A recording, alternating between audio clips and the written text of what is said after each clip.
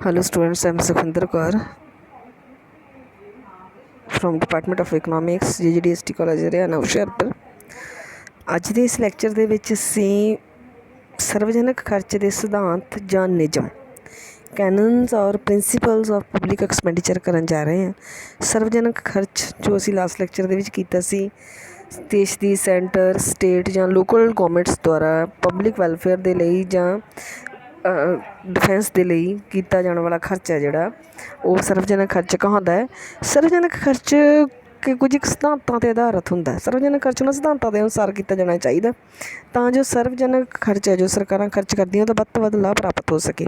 ਉਹ ਸਿਧਾਂਤ ਕਿਹੜੇ ਨੇ ਉਹਨਾਂ ਦੀ ਡਿਸਕਸ਼ਨ ਅਸੀਂ ਇਸ ਲੈਕਚਰ ਦੇ ਵਿੱਚ ਕਰਨ ਜਾ ਰਹੇ ਹਾਂ। ਸਭ ਤੋਂ ਪਹਿਲਾ ਸਿਧਾਂਤ ਹੈ ਜਿਹੜਾ ਕੈਨਨ ਆਫ ਬੈਨੀਫਿਟ, ਲਾਭ ਦਾ ਸਿਧਾਂਤ। ਸਰਵਜਨਕ ਖਰਚ ਇਸ ਤਰ੍ਹਾਂ ਹੋਣਾ ਚਾਹੀਦਾ ਕਿ ਸਭ ਨੂੰ ਵੱਧ ਤੋਂ ਵੱਧ ਲਾਭ ਪ੍ਰਾਪਤ ਹੋਵੇ। ਫਿੰਡਲੇ ਸ਼ਰਾਜ਼ੀ ਇਕੋਨਮਿਸਟ ਆ ਜਿਹੜੇ ਉਹ ਕਹਿੰਦੇ ਨੇ ਕਿ ਹੋਰ ਗੱਲਾਂ ਸਮਾਨ ਰਹਿਣ 'ਤੇ ਸਰਵਜਨਕ ਖਰਚ ਇਸ ਢੰਗ ਨਾਲ ਕੀਤਾ ਜਾਣਾ ਚਾਹੀਦਾ ਕਿ ਸਮਾਜ ਨੂੰ ਮਹੱਤਵਪੂਰਨ ਲਾਭ ਪ੍ਰਾਪਤ ਹੋਣ, ਉਤਪਾਦਨ 'ਚ ਵਾਧਾ ਹੋਵੇ, ਵਿਦੇਸ਼ੀ ਹਮਲਿਆਂ ਤੋਂ ਸੁਰੱਖਿਆ ਹੋਵੇ, ਅੰਦਰੂਨੀ ਵਿਵਸਥਾ ਬਣੀ ਰਹੇ, ਅਸਮਾਨਤਾਵਾਂ ਘੱਟ ਹੋਣ। ਸਰਵਜਨਕ ਖਰਚ ਜਦੋਂ ਸਰਕਾਰਾਂ ਖਰਚ ਕਰਦੀਆਂ ਤਾਂ ਇਸ ਤਰ੍ਹਾਂ ਹੋਣਾ ਚਾਹੀਦਾ ਕਿ ਉਹ ਕਿਸੇ ਇੱਕ ਵਰਗ ਲਈ ਨਾ ਹੋਵੇ ਕਿ ਸਿਰਫ ਧਨੀ ਵਰਗ ਲਈ ਹੈ ਜਾਂ ਸਿਰਫ ਗਰੀਬ ਵਰਗ ਲਈ ਹੈ। ਇਹ ਸਾਰੇ ਵਰਗਾਂ ਨੂੰ ਇਸ ਦਾ ਲਾਭ ਪ੍ਰਾਪਤ ਹੋਣਾ ਚਾਹੀਦਾ ਔਰ ਧਨ ਦੀ ਵੰਡ, ਉਤਪਾਦਨ ਅਤੇ ਵਿਕਾਸ 'ਤੇ ਪੈਣ ਵਾਲੇ ਜਿਹੜੇ ਪ੍ਰਭਾਵ ਆ ਉਹ ਪੋਜ਼ੀਟਿਵ ਹੋਣੇ ਚਾਹੀਦੇ ਆ ਔਰ ਵੱਧ ਤੋਂ ਵੱਧ ਜਿਹੜਾ ਸਮਾਜਿਕ ਲਾਭ ਆ ਉਹ ਪ੍ਰਾਪਤ ਹੋ ਸਕੇ। ਦੂਸਰਾ ਸਿਧਾਂਤ ਆ ਜਦੋਂ ਸਰਕਾਰੀ ਖਰਚ, ਜਦੋਂ ਸਰਵਜਨਕ ਖਰਚ ਕੀਤਾ ਜਾਵੇ, ਉਹ ਹੈਗਾ ਬੱਚਤ ਦਾ ਸਿਧਾਂਤ। ਕਿ ਇਹ ਨਹੀਂ ਆ ਕਿ ਗੌਰਮੈਂਟ ਦੇ ਕੋਲ ਜਿੰਨਾ ਵੀ ਪੈਸਾ ਪੂਰੇ ਦਾ ਪੂਰਾ ਖਰਚ ਕਰ ਦੇਵੇ। ਸਰਵਜਨਕ ਖਰਚ ਇਸ ਤਰ੍ਹਾਂ ਹੋਣਾ ਚਾਹੀਦਾ ਕਿ ਬੱਚਤ ਹੋਵੇ, ਸਮਾਜਿਕ ਲਾਭ ਤਾਂ ਹੋਵੇ ਪਰ ਉਹਦੇ ਨਾਲ ਨਾਲ ਸਿਰਫ ਜ਼ਰੂਰੀ ਕੰਮਾਂ ਦੇ ਉੱਤੇ, ਜ਼ਰੂਰੀ ਚੀਜ਼ਾਂ ਦੇ ਉੱਤੇ ਖਰਚ ਹੋਵੇ ਔਰ ਇਹ ਨਹੀਂ ਆ ਕਿ ਸਾਰੇ ਦੇ ਸਾਰੇ ਪੈਸੇ ਫਜ਼ੂਲ ਖਰਚੀ ਜਿਹੜੀ ਆ ਉਹ ਕਰ ਦਿੱਤੀ ਜਾਵੇ। ਸਰਵਜਨਕ ਖਰਚ ਜਦੋਂ ਕੀਤਾ ਜਾਂਦਾ ਤਾਂ ਧਿਆਨ ਰੱਖਣਾ ਚਾਹੀਦਾ ਕਿ ਘੱਟ ਤੋਂ ਘੱਟ ਫਜ਼ੂਲ ਖਰਚੀ ਹੋਵੇ, ਫਜ਼ੂਲ ਖਰਚੀ ਰੋਕੀ ਜਾ ਸਕੇ। ਫਿੰਡਲੇ ਸ਼ਰਾਜ਼ ਨੇ ਕਿਹਾ ਸੀ ਕਿ ਬੱਚਤ ਤੋਂ ਭਾਵ ਸਿਰਫ ਖਰਚ ਵਿੱਚ ਬੱਚਤਾਂ ਨੂੰ ਪ੍ਰਭਾਵਿਤ ਕਰਕੇ ਨਹੀਂ, ਸਗੋਂ ਆਮਦਨ ਵਿੱਚ ਵਾਧਾ ਕਰਕੇ ਕਰਦਾਤਾ ਦੇ ਹਿੱਤਾਂ ਨੂੰ ਸੁਰੱਖਿਅਤ ਕਰਨਾ। ਬੱਚਤ ਦਾ ਮਤਲਬ ਇਹ ਨਹੀਂ ਹੈ ਕਿ ਖਰਚ ਤੁਸੀਂ ਘੱਟ ਕਰਨਾ, ਇਹਦਾ ਭਾਵ ਇਹ ਹੈ ਕਿ ਖਰਚ ਇਸ ਤਰ੍ਹਾਂ ਕਰਨਾ ਕਿ ਤੁਹਾਡੀ ਆਮਦਨ ਦੇ ਵਿੱਚ ਵਾਧਾ ਹੋ ਜਾਏ। ਨੈਕਸਟ ਹੈਗਾ ਜੀ ਪ੍ਰਵਾਨਗੀ ਸਿਧਾਂਤ, ਕੈਨਨ ਆਫ ਸੈਂਕਸ਼ਨ। ਇਹ ਸਿਧਾਂਤ ਇਹ ਹੈ ਕਿ ਸਰਵਜਨਕ ਖਰਚ ਜਦੋਂ ਕੀਤਾ ਜਾਵੇ ਤਾਂ ਪਹਿਲਾਂ ਹੀ ਅਧਿਕਾਰੀ ਹੈ ਜਿਹੜੀ ਵੀ ਅਥਾਰਟੀ ਉਹ ਤੋਂ ਪੂਰੀ ਪ੍ਰਵਾਨਗੀ ਲੈ ਲਈ ਜਾਵੇ ਅਤੇ ਸਰਵਜਨਕ ਖਰਚ ਦੇ ਕਰਨ ਤੋਂ ਪਹਿਲਾਂ ਜਦੋਂ ਪ੍ਰਵਾਨਗੀ ਲੈ ਲਈ ਜਾਊਗੀ ਤਾਂ ਜੋ ਰਕਮ ਖਰਚ ਕੀਤੀ ਗਈ ਉਸ ਦੀ ਮਹੱਤਤਾ ਉਚਿਤ ਅਧਿਕਾਰੀ ਰਾਹੀਂ ਪੂਰੀ ਤਰ੍ਹਾਂ ਜਾਂਚ ਕੀਤੀ ਜਾਊਗੀ। ਅਤੇ ਦੂਜਾ ਲਾਭ ਇਹ ਹੋਏਗਾ ਕਿ ਖਰਚ ਕਰਦੇ ਸਮੇਂ ਕੋਈ ਅਧਿਕਾਰੀ ਆਪਣੀ ਮਰਜ਼ੀ ਨਾਲ ਖਰਚ ਨਹੀਂ ਕਰੇਗਾ।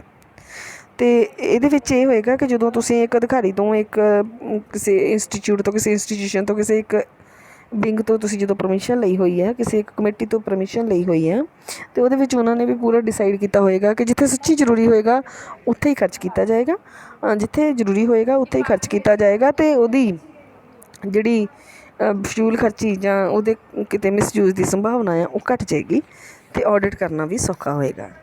ਅਗਲਾ ਸਿਧਾਂਤ ਹੈਗਾ ਜੀ ਕੈਨਨ ਆਫ ਸਰਪਲਸ, ਵੇਸ਼ੀ ਦਾ ਸਿਧਾਂਤ। ਪ੍ਰੋਫੈਸਰ ਸ਼ਿਰਾਜ਼ ਨੇ ਕਿਹਾ ਸੀ ਕਿ ਬੱਚਤ ਦੇ ਸਿਧਾਂਤ ਤੋਂ ਭਾਵ ਆ, ਵੇਸ਼ੀ ਦੇ ਸਿਧਾਂਤ ਤੋਂ ਭਾਵ ਹੈ ਕਿ ਸਰਵਜਨਕ ਖਰਚ ਨੂੰ ਸਰਵਜਨਕ ਆਮਦਨ ਦੀ ਨਿਸਬਤ ਵਧੇਰੇ ਹੋਣ ਤੋਂ ਰੋਕਣਾ ਚਾਹੀਦਾ।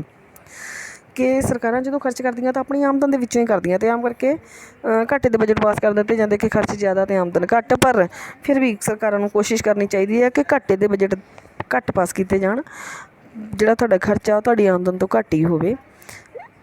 ਪਰ ਇਹ ਸਿਧਾਂਤ ਵਿਕਾਸਸ਼ੀਲ ਅੰਡਰ ਜਾਂ ਡਿਵੈਲਪਿੰਗ ਕੰਟਰੀਜ਼ ਦੇ ਵਿੱਚ ਖੈਰ ਬਹੁਤਾ ਜ਼ਿਆਦਾ ਪੋਸੀਬਲ ਨਹੀਂ ਆ, ਕਿਉਂਕਿ ਅੰਡਰ ਡਿਵੈਲਪ ਕੰਟਰੀਜ਼ ਦੇ ਵਿੱਚ ਤਾਂ ਹਮੇਸ਼ਾ ਆਮਦਨ ਘੱਟ ਰਹਿੰਦੀ ਹੈ ਅਤੇ ਖਰਚੇ ਜ਼ਿਆਦਾ ਹੁੰਦੇ ਨੇ। ਕਈ ਵਾਰ ਸਰਕਾਰਾਂ ਡੈਫੀਸਿਟ ਫਾਈਨਾਂਸਿੰਗ ਕਰਦੀਆਂ ਨੇ, ਦੂਸਰੇ ਦੇਸ਼ਾਂ ਤੋਂ ਲੋਨ ਲੈਂਦੀਆਂ ਨੇ, ਨਵੀਂ ਕਰੰਸੀ ਛਾਪਦੀਆਂ ਨੇ, ਪਰ ਫਿਰ ਵੀ ਜਿੱਥੋਂ ਤੱਕ ਪੋਸੀਬਲ ਹੋਵੇ ਘੱਟ ਤੋਂ ਘੱਟ ਜਿਹੜਾ ਯੂਜ਼ ਆ ਉਹ ਕਰਨਾ ਚਾਹੀਦਾ ਪੈਸੇ ਦਾ ਔਰ ਆਮਦਨ ਤੋਂ ਘੱਟ ਖਰਚਾ ਜਿਹੜਾ ਉਹ ਹੋਣਾ ਚਾਹੀਦਾ। ਨੈਕਸਟ ਹੈਗਾ ਜੀ ਕੈਨਨ ਆਫ ਇਲਾਸਟਿਸਿਟੀ। ਖਰਚ ਇੱਕ ਇਹ ਵੀ ਹੈ ਕਿ ਜਦੋਂ ਸਰਕਾਰੀ ਖਰਚ ਕੀਤਾ ਜਾਂਦਾ ਤਾਂ ਉਹਦੇ ਵਿੱਚ ਲੋਚਸ਼ੀਲਤਾ ਪਾਈ ਜਾਣੀ ਚਾਹੀਦੀ। ਲੋਚ ਦਾ ਸਿਧਾਂਤ ਹੈ ਇਹ ਕਿ ਜਦੋਂ ਵੀ ਕਦੀ ਜ਼ਰੂਰਤ ਹੋਵੇ ਖਰਚੇ ਨੂੰ ਘਟਾਇਆ ਜਾਂ ਵਧਾਇਆ ਜਾ ਸਕੇ। ਸੰਕਟ ਦੇ ਸਮੇਂ ਖਰਚੇ ਨੂੰ ਵਧਾਇਆ ਜਾ ਸਕੇ, ਜਦੋਂ ਲੋੜ ਹੋਵੇ ਤਾਂ ਉਹਨੂੰ ਘਟਾਇਆ ਜਾ ਸਕੇ। ਸੰਕਟ ਦੇ ਸਮੇਂ ਖਰਚੇ ਨੂੰ ਘਟਾਇਆ ਜਾ ਸਕੇ ਅਤੇ ਜਦੋਂ ਲੋੜ ਹੋਵੇ ਤਾਂ ਦੁਬਾਰਾ ਉਹਨੂੰ ਵਧਾਇਆ ਜਾ ਸਕੇ। ਐਮਰਜੈਂਸੀ ਦੇ ਟਾਈਮ ਕਦੇ ਹੋਰ ਖਰਚਾ ਕਰਨਾ ਪੈ ਗਿਆ ਅਤੇ ਜਿੱਥੇ ਤੁਸੀਂ ਡਿਸਾਈਡ ਕੀਤਾ ਹੋਇਆ ਉੱਥੇ ਖਰਚਾ ਘੱਟ ਕੀਤਾ ਜਾ ਸਕੇ। ਨੈਕਸਟ ਹੈਗਾ ਜੀ ਕੈਨਨ ਆਫ ਪ੍ਰੋਡਕਟਿਵਿਟੀ, ਉਤਪਾਦਕਤਾ ਦਾ ਸਿਧਾਂਤ। ਸਰਵਜਨਕ ਖਰਚ ਜਦੋਂ ਕੀਤਾ ਜਾਂਦਾ ਤਾਂ ਇਸ ਤਰ੍ਹਾਂ ਕੀਤਾ ਜਾਣਾ ਚਾਹੀਦਾ ਕਿ ਉਹਦੇ ਨਾਲ ਤੁਹਾਡੀ ਉਤਪਾਦਕਤਾ ਵਧੇ, ਪ੍ਰੋਡਕਟਿਵਿਟੀ ਵਧੇ। ਜਦੋਂ ਤੁਸੀਂ ਖਰਚ ਕਰੋਗੇ ਤੁਹਾਡੀ ਉਤਪਾਦਕਤਾ ਵਧੇਗੀ ਅਤੇ ਉਹਦੇ ਨਾਲ ਤੁਹਾਡੀ ਆਮਦਨ ਦੇ ਵਿੱਚ ਵਾਧਾ ਹੋਏਗਾ ਅਤੇ ਪੂੰਜੀ ਨਿਰਮਾਣ 'ਚ ਵਾਧਾ ਹੋਏਗਾ, ਰੁਜ਼ਗਾਰ ਦੇ ਵੱਧ ਮੌਕੇ ਮਿਲਣਗੇ, ਲੋਕਾਂ ਦਾ ਜਿਹੜਾ ਸਟੈਂਡਰਡ ਆਫ ਲਿਵਿੰਗ ਆ ਉਹ ਇੰਪਰੂਵ ਹੋ ਜਾਏਗਾ। ਇਸ ਲਈ ਜਦੋਂ ਵੀ ਸਰਕਾਰੀ ਖਰਚ ਕੀਤਾ ਜਾਂਦਾ ਉਹ ਇਸ ਤਰ੍ਹਾਂ ਹੀ ਕੀਤਾ ਜਾਵੇ ਕਿ ਵੱਧ ਤੋਂ ਵੱਧ ਜਿਹੜੀ ਪ੍ਰੋਡਕਟਿਵਿਟੀ ਆ ਉਹ ਹੋ ਸਕੇ। ਨੈਕਸਟ ਹੈਗਾ ਜੀ ਕੈਨਨ ਆਫ ਇਕੁਇਟੇਬਲ ਡਿਸਟਰੀਬਿਊਸ਼ਨ, ਨਿਆਂਪੂਰਨ ਵੰਡ ਦਾ ਸਿਧਾਂਤ, ਕਿ ਸਰਕਾਰੀ ਖਰਚ ਜਦੋਂ ਕੀਤਾ ਜਾਵੇ ਤਾਂ ਉਹਦਾ ਸਾਰਿਆਂ ਨੂੰ ਬਰਾਬਰ ਬੈਨੀਫਿਟ ਹੋਣਾ ਚਾਹੀਦਾ, ਸਾਰੇ ਵਰਗਾਂ ਨੂੰ, ਧਨੀ ਵਰਗ ਨੂੰ ਵੀ ਅਤੇ ਗਰੀਬ ਵਰਗ ਨੂੰ ਵੀ। ਹੁਣ ਦੇਖੋ ਸਰਕਾਰੀ ਖਰਚ ਕੁਛ ਇਸ ਤਰ੍ਹਾਂ ਵੀ ਕੀਤਾ ਜਾ ਸਕਦਾ ਜਿਸ ਦੇ ਨਾਲ ਇਕੁਐਲਿਟੀ ਆ ਜਾਏ ਕਿ ਗਰੀਬ ਪਿਛੜੇ ਵਰਗ ਲਈ ਮੁਫਤ ਸਿੱਖਿਆ, ਸਿਹਤ, ਮਨੋਰੰਜਨ ਦੇ ਕੰਮਾਂ ਦੀ ਵਿਵਸਥਾ ਕੀਤੀ ਜਾਵੇ, ਵੱਧ ਤੋਂ ਵੱਧ ਕਲਿਆਣਕਾਰੀ ਕੰਮ ਕੀਤੇ ਜਾਣ ਜਿਹਦੇ ਨਾਲ ਪਿਛੜੇ ਹੋਏ ਵਰਗਾਂ ਨੂੰ ਵੀ ਲਾਭ ਪ੍ਰਾਪਤ ਹੋ ਸਕੇ। ਇਹ ਸਰਕਾਰੀ ਖਰਚ ਕਰਨ ਦੇ ਨਾਲ ਆਪਾਂ ਇੱਕ ਤਰ੍ਹਾਂ ਇਕੁਐਲਿਟੀ ਜਿਹੜੀ ਆ ਉਹ ਲਿਆਉਣ ਦੀ ਕੋਸ਼ਿਸ਼ ਹੈ ਜਿਹੜੀ ਉਹ ਕਰ ਸਕਦੇ ਹਾਂ। ਗਰੀਬ ਪਿਛੜੇ ਵਰਗ ਨੂੰ ਵੱਧ ਤੋਂ ਵੱਧ ਬੈਨੀਫਿਟ ਦੇ ਕੇ ਉਹਨਾਂ ਨੂੰ ਵੀ ਉਹਨਾਂ ਦੇ ਸਟੈਂਡਰਡ ਆਫ ਲਿਵਿੰਗ ਨੂੰ ਇੰਪਰੂਵ ਕੀਤਾ ਜਾ ਸਕਦਾ। ਕੈਨਨ ਆਫ ਸਰਟਨਟੀ, ਨਿਸ਼ਚਿਤਤਾ ਦਾ ਸਿਧਾਂਤ, ਸਰਕਾਰੀ ਖਰਚ ਇੱਦਾਂ ਹੋਣਾ ਚਾਹੀਦਾ ਕਿ ਨਿਸ਼ਚਿਤ ਹੋਵੇ ਕਿ ਇਹ ਹਰੇਕ ਵਾਰ ਕੀਤਾ ਜਾਏਗਾ ਤਾਂ ਹੀ ਤੁਹਾਡੀ ਜਿਹੜੀ ਡਿਵੈਲਪਮੈਂਟ ਆ ਹੋਏਗੀ। ਸਰਕਾਰ ਪਹਿਲਾਂ ਤੋਂ ਹੀ ਬਜਟ ਬਣਾ ਕੇ ਨਿਸ਼ਚਿਤ ਕਰ ਲੈਣਾ ਚਾਹੀਦਾ ਕਿ ਕਿਸ ਚੀਜ਼ ਦੇ ਉੱਪਰ, ਕਿਸ ਮਦ ਦੇ ਉੱਪਰ ਕਿੰਨੀ ਰਕਮ ਖਰਚ ਕਰਨੀ ਅਤੇ ਕਿੰਨੇ ਸਮੇਂ 'ਚ ਖਰਚ ਕਰਨੀ। ਉਹਦੇ ਨਾਲ ਇੱਕ ਲਗਾਤਾਰਤਾ ਬਣੀ ਰਹੇਗੀ, ਕੰਟੀਨਿਊਟੀ ਬਣੀ ਰਹੇਗੀ। ਜਦੋਂ ਲਗਾਤਾਰਤਾ ਜਾਂ ਕੰਟੀਨਿਊਟੀ ਬਣੀ ਰਹੇਗੀ ਅਤੇ ਉਹਦੇ ਨਾਲ ਫਿਰ ਡਿਵੈਲਪਮੈਂਟ ਆ ਜਿਹੜੀ ਉਹਦੇ ਚਾਂਸਸ ਆ ਜਿਹੜੇ ਉਹ ਜ਼ਿਆਦਾ ਹੋ ਜਾਣਗੇ। ਅਗਲਾ ਹੈਗਾ ਜੀ ਕੈਨਨ ਆਫ ਕੋਆਰਡੀਨੇਸ਼ਨ, ਸੁਮੇਲ ਦਾ ਸਿਧਾਂਤ ਹੈ।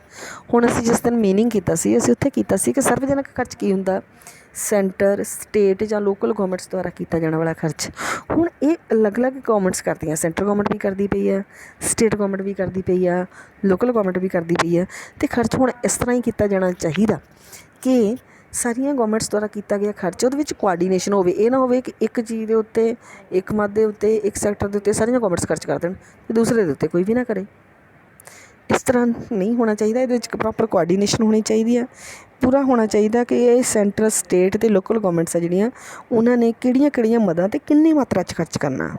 ਪੂਰੀ ਤਰ੍ਹਾਂ ਕੋਆਰਡੀਨੇਸ਼ਨ ਜਦੋਂ ਹੋਏਗੀ ਦੋਹਰੇ ਖਰਚ ਦੀ ਜਿਹੜੀ ਸੰਭਾਵਨਾ ਆ ਉਹ ਖਤਮ ਹੋ ਜਾਏਗੀ।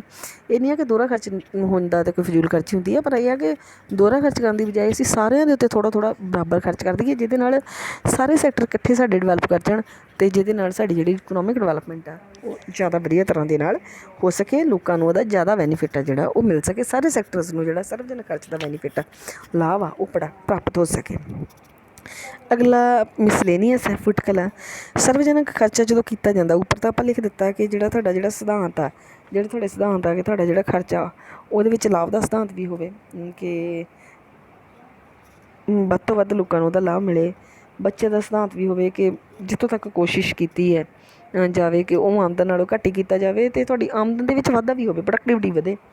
ਅਤੇ ਤੀਸਰਾ, ਫਜ਼ੂਲ ਖਰਚੀ ਤੋਂ ਬਚਣ ਲਈ ਇੱਕ ਪੂਰੀ ਸੈਕਸ਼ਨ ਕਿਸੇ ਤੋਂ ਪ੍ਰਵਾਨਗੀ ਲਈ ਜਾਵੇ। ਵੇਚੀ ਦਾ ਸਿਧਾਂਤ ਹੋਵੇ ਕਿ ਸਰਵਜਨਕ ਖਰਚ ਇਸ ਤਰ੍ਹਾਂ ਹੋਵੇ ਕਿ ਸਰਕਾਰ ਨੂੰ ਵਧੇਰੇ ਖਰਚ ਕਰਨ ਦੀ ਛੋਟ ਮਿਲੇਗੀ ਤਾਂ ਉਹ ਲਾਪਰਵਾਹੀ ਦਿਖਾਏਗੀ। ਇਸ ਲਈ ਜਿੱਥੋਂ ਤੱਕ ਸੰਭਵ ਹੋਵੇ ਸਰਕਾਰੀ ਖਰਚ ਨੂੰ ਬਦਲਣ ਨਹੀਂ ਦੇਣਾ ਚਾਹੀਦਾ ਆਮਦਨ ਦੇ ਨਾਲੋਂ। ਉਸ ਤੋਂ ਬਾਅਦ ਲੋਚ ਦਾ ਸਿਧਾਂਤ ਹੈ, ਲੋੜ ਪੈਣ 'ਤੇ ਘਟਾਇਆ ਜਾਂ ਵਧਾਇਆ ਜਾ ਸਕੇ।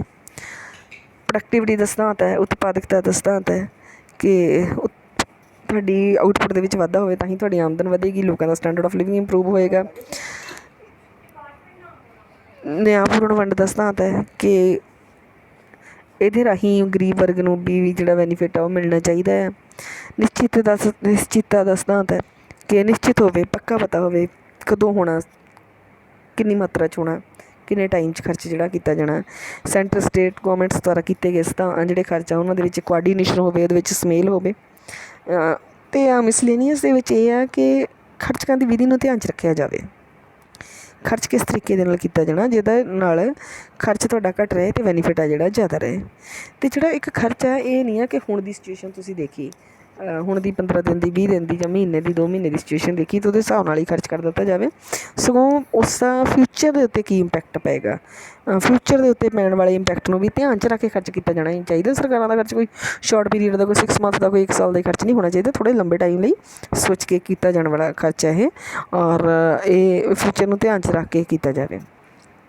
ਫਿਰ ਜਦੋਂ ਸਰਕਾਰੀ ਖਰਚ ਕੀਤਾ ਜਾਂਦਾ ਤਾਂ ਦੇਸ਼ ਦੀ ਜਨਸੰਖਿਆ ਕਿੰਨੀ ਹੈ ਇਸ ਨੂੰ ਵੀ ਧਿਆਨ 'ਚ ਰੱਖਿਆ ਜਾਵੇ, ਖੇਤਰਫਲ ਕਿੰਨਾ ਆ ਇਸ ਨੂੰ ਵੀ ਧਿਆਨ 'ਚ ਰੱਖਿਆ ਜਾਵੇ, ਅਤੇ ਨੈਚੁਰਲ ਰਿਸੋਰਸਿਸ ਕਿੰਨੇ ਆ, ਇਹਨਾਂ ਸਾਰਿਆਂ ਨੂੰ ਧਿਆਨ ਦੇ ਵਿੱਚ ਰੱਖ ਕੇ ਜਿਹੜਾ ਸਰਕਾਰੀ ਖਰਚਾ ਉਹ ਕੀਤਾ ਜਾਣਾ ਚਾਹੀਦਾ। ਔਰ ਖਰਚ ਕਰਦੇ ਸਮੇਂ ਵੱਖ-ਵੱਖ ਕੰਮਾਂ ਨੂੰ ਜਿਹੜੀ ਇੰਪੋਰਟੈਂਸ ਆ, ਉਹਨਾਂ ਦੀ ਬਣਦੀ ਇੰਪੋਰਟੈਂਸ ਆ ਉਹਦੀ ਦੇਣੀ ਚਾਹੀਦੀ ਹੈ, ਅਤੇ ਉਹਦੇ ਅਕੋਰਡਿੰਗ ਆ ਜਿਹੜਾ ਖਰਚ ਕਰਨਾ ਚਾਹੀਦਾ। ਇਸੇ ਨਾਲ ਹੀ ਜਿਹੜੇ ਸਾਡੇ ਖਰਚ ਦੇ ਸਿਧਾਂਤ ਆ ਇੱਥੇ ਕੰਪਲੀਟ ਹੋ ਗਏ ਨੇ। ਖਰਚ, ਸਰਵਜਨਕ ਖਰਚ ਦੇ ਜਿਹੜੇ ਨੈਕਸਟ ਹੋਰ ਜਿਹੜੇ ਸਬ ਪਾਰਟਸ ਆ, ਹੋਰ ਟੋਪਿਕਸ ਉਹ ਆਪਾਂ ਅਗਲੇ ਲੈਕਚਰ ਦੇ ਵਿੱਚ ਕਰਾਂਗੇ। Thank you. ਇੱਥੇ ਤੱਕ ਜੇ ਤੁਹਾਨੂੰ ਕਿਤੇ ਕੋਈ ਡਾਊਟ ਹੋਵੇ ਤਾਂ ਤੁਸੀਂ ਮੈਨੂੰ ਕਾਲ ਕਰ ਸਕਦੇ ਹੋ, ਵਟਸਐਪ ਦੇ ਉੱਤੇ ਵੀ ਕੰਟੈਕਟ ਕਰ ਸਕਦੇ ਹੋ। Thank you.